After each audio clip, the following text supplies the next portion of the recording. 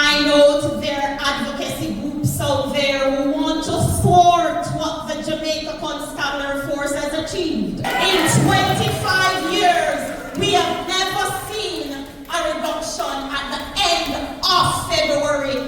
So low. 25 years. Yet, you're looking at a few things without doing your research.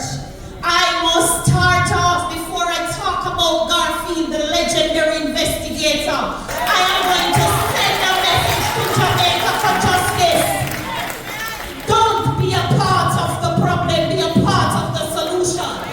Get on board. I would love at your peaceful demonstration coming up April 29th.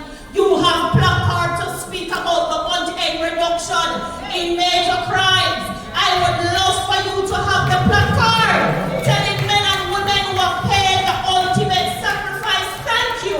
I would love for you to have placard to speak to the family of police officers who have been gunned down by criminals. If you can't do that, I classify you as a true terrorist. Dr. Kevin Blake and the men and women and leadership of this force has transformed the system. How dare you walk to the Jamaica Constabulary Force instead of partnering with us? Come and have a sit down with us. Show us your stats of community engagement where you go out there in communities and tell the criminals.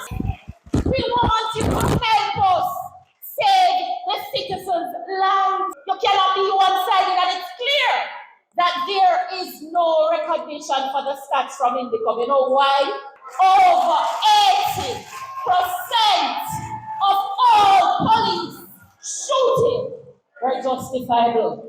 JFJ or whatever J you are, let it be a joyous moment and go and get the facts and leave the members of the Jamaica Constabulary Force to carry out their